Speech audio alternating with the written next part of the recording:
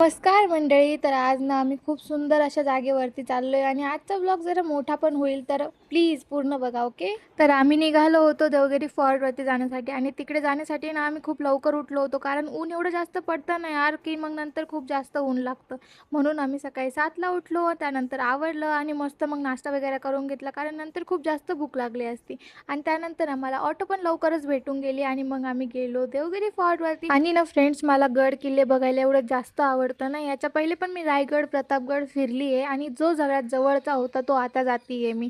तुम्ही पण जाऊन या, कारण खूप जास्त सुंदर आहे किल्ला. अँड फ्रेंड्स, मी देवगिरी फोर्टबद्दल एवढं जास्त ऐकलं आहे आणि व्हिडिओ वगैरे पण बघितले. म्हणजे ना त्याच्यामध्ये लोक बोलत होते की देवगिरी फोर्ट एवढा जास्त बळकट आणि प्रोटेक्टिव्ह किल्ला होता ना, जो की कोणीही जिंकू शकलं नाही आहे. आणि ना फ्रेंड्स, वरती जाताना आम्हाला एक गणपती बाप्पाचं असं मस्त मंदिर पण दिसलं आणि आम्ही ना येताना तिकडे गेलो होतो. आणि सगळ्यात वरती गेल्यावरती तुम्हाला ना एक दुर्गा नावाची तोफ दिसेल, ती जी की खूप जास्त मोठी आहे. आम्ही बघितली ती.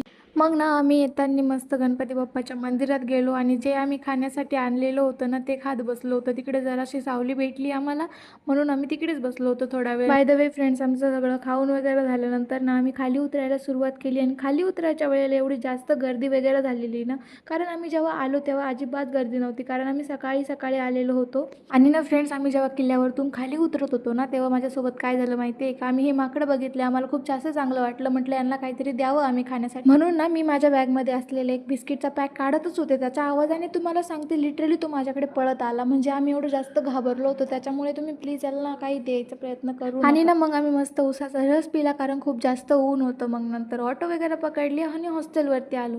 Okay friends, bye bye.